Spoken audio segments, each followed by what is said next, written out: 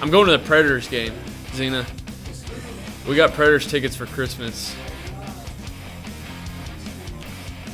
All right. Even battery was lifting. All right, there we are. Hold on, before we get started. I guess you can't really like it on. Can you like? You can like it. Where the hell do you see? I don't even. Yes, you can. All right. Like, comment, and share. All right, I'm going to ask you guys, if you're watching this now, if you're watching it later after it's already been posted, if you get on here and you just hear this part and you don't watch the rest of the video, do me a big favor.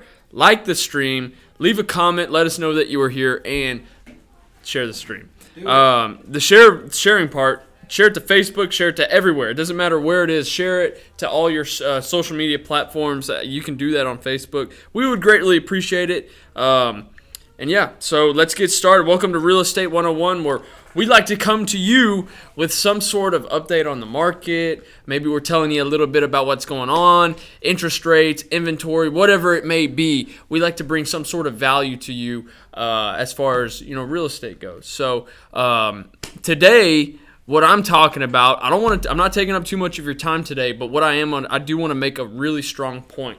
So the show topic is called "Things Are Starting to Get Warm." Okay. Now, whenever you see that, what you probably are thinking, oh, you're probably talking about the market. The market's starting to get warm. The market's starting to heat back up. That's not what I'm talking about. As a matter of fact, that's the opposite of that is what I'm talking about. So, let's just say I'm going to be straightforward with you guys. What I'm talking about is, have you guys ever been in an ice bath before? You ever taken an ice bath, like you jump into a tub that's full with water and ice? It sucks at first, right? You jump into it and it's a shock. The first 5 minutes.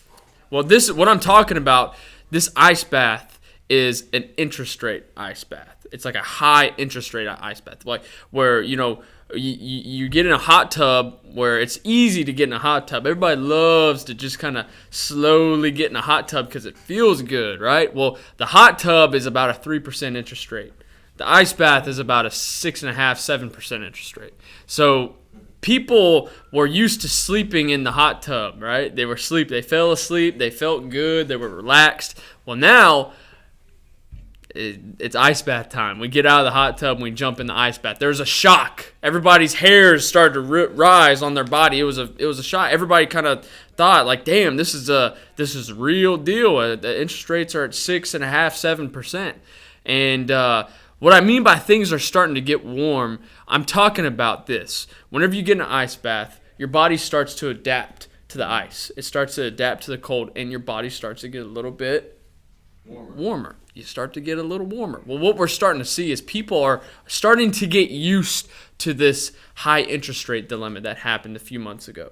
Does that make sense? So whenever you get in an ice bath, your body gets in shock, and you start to kind of thaw out a little bit. You start to get a little warmer. You start to enjoy it a little bit more, right? So I'm starting to see a lot more people get comfortable with the fact that they have to have a much higher interest rate, than the hot tub, right? So I would say about 3 months ago, let's say about 6 months ago, people were used to the 3% interest rate. They were used to buying a $250,000 house and having a $1,300 payment. Well, now, on the flip side, $250,000 house, $1,300 payment is no longer in existence. A $250,000 house, you're looking at probably a $1,800 payment, right? So it's an extra $500 that you're having to pay every single month. What could you buy with $500 every single month?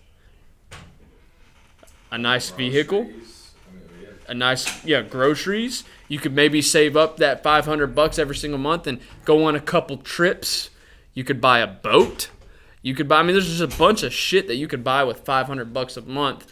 But people are starting to get used to the fact that, hey, maybe instead of us having this nice boat over here, let's take that $500 and put it into a mortgage, right? Or put it into somewhere where we can buy a new house. So, Off in the long run, correct?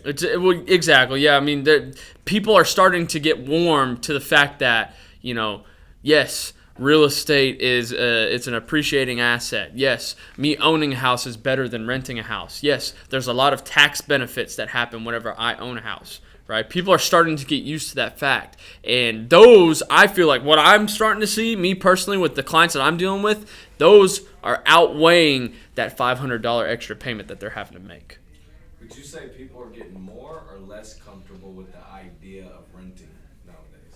I mean, I feel like renting's always, it's just going to be a mutual, in my opinion, I feel like renting is always just going to be a mutual feel. Like everybody's going to have that to fall back on. Like, oh, I can't buy? Well, let me just rent.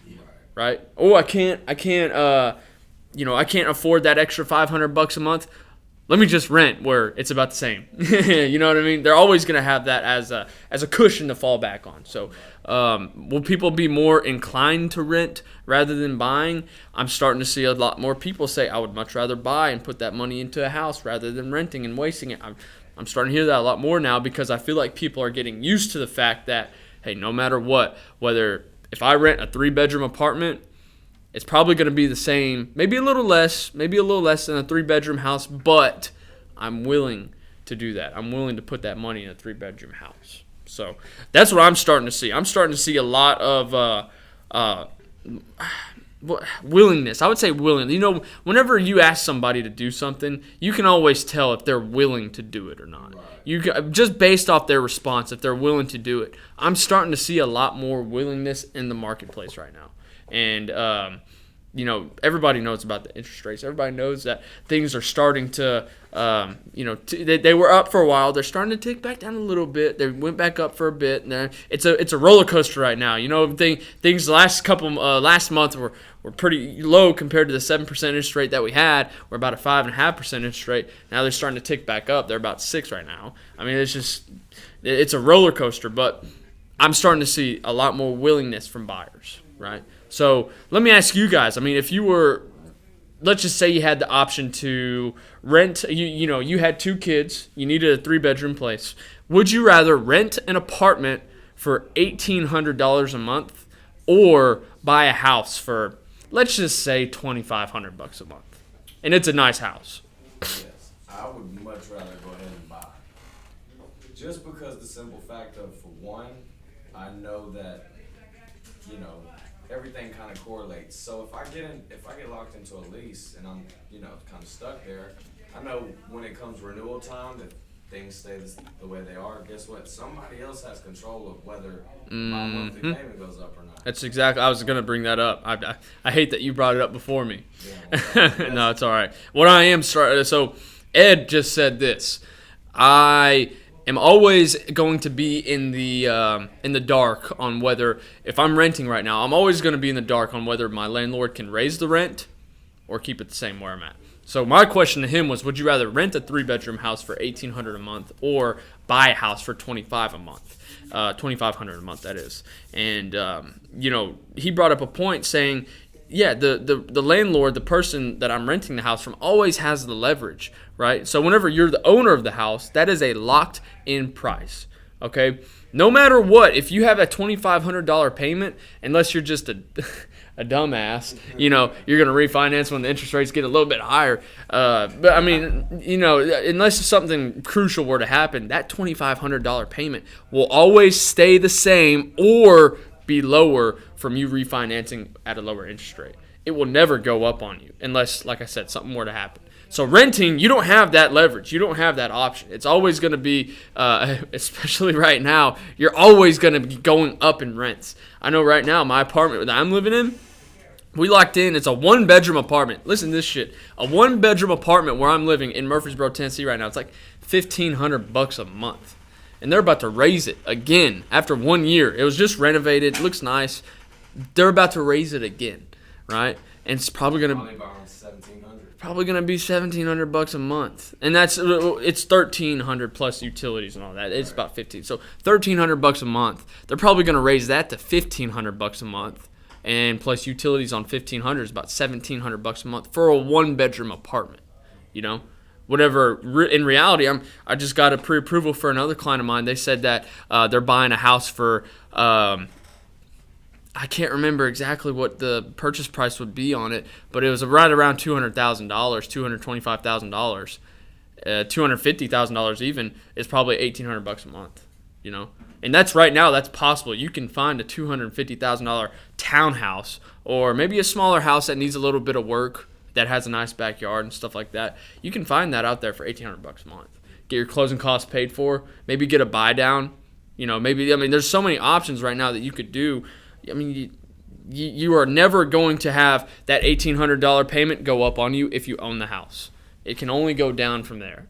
But if you rent, let's just say the market continues to explode, that $1,800 or the $1,500 extra payment that that the landowner just kind of threw on top of me. It's like, okay, well, what if the market keeps going up? Next year it'll be $1,800, and then the year after that it'll be $2,000 for a 1-bedroom apartment. It's just ridiculous.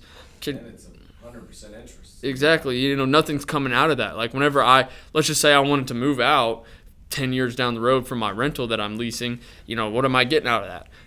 Maybe a security deposit back. That's $300.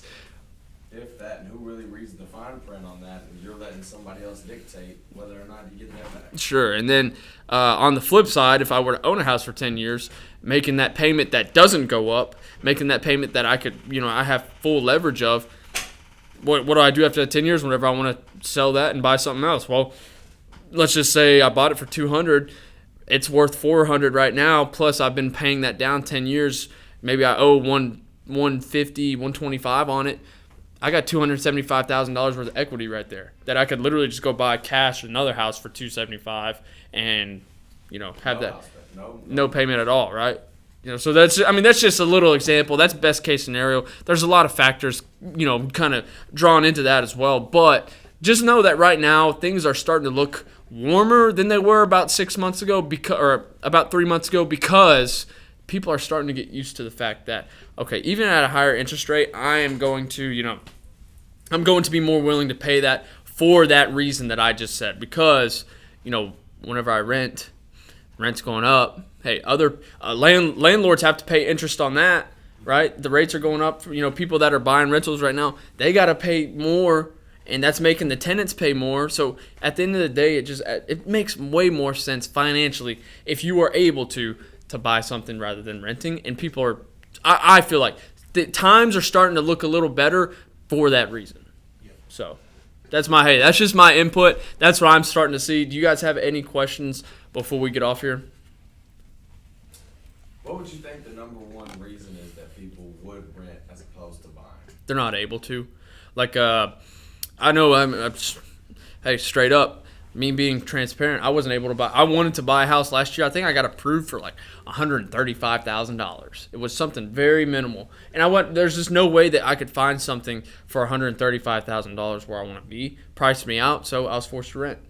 I do feel like it kind of teeters in that $250, $299 price range where it's like if you're paying $1,500 now and you really can't accommodate to get to like $2,000 or $21 or $23, I can see where it might be more beneficial. But I think you brought up a good point too, man. If we're spending an extra $500 a month on a boat payment or going out to a couple fancy dinners, exactly. A couple $100, let's kind of rethink and rebudget it and look at what the smart play is long term. Well, there's two things that you can do. Let's just say that comes into play. There's two things you can do. You can budget or find a way to make more money. There's two things. There's the only two options there's no in the middle. You can either budget, $500 a month. We could, not drink Starbucks. Both of us not drink Starbucks every day, or maybe get non-name brand groceries, or just budget. Just live off the coupons and shit like that, or maybe start a side hustle. Hey, what can we start doing? Maybe we can start flipping things on Facebook Marketplace, or maybe we can start, making money drop shipping, or whatever the case may be. It doesn't matter what it is. There's two options that you're always going to have. It's either budget or make more money. So yeah, that's what was your question again? I'm sorry. Mine was why would people rent? Yeah. Credit score. Debt to income. They have too much debt. Maybe they made a bad mistake. Maybe they made a bad mistake in the past. They bought something that they probably shouldn't have, and it's just eating up their debt to income ratios. They're not able to buy, so they have to rent. So that's the reason why somebody would rent. Or let's look at it from a different. Let's just say they could buy. Okay, why would they choose to rent rather than buying? If they could. Maybe they're new to an area that they don't feel comfortable buying in yet. Maybe they, there's a bunch of different reasons. California people. Mm-hmm. Let's see how we like it Ooh. over here first. Exactly. So, Tommy called you. Yes. That means come here. Uh-huh. But everybody, thank you so much for getting on here. If you watch this now or if you're watching this later, please like, comment, or share the stream. We'd really appreciate it. And we will see you next Wednesday for Real Estate 101, 1 o'clock. See you guys then. Shut us down, Van. Thank you.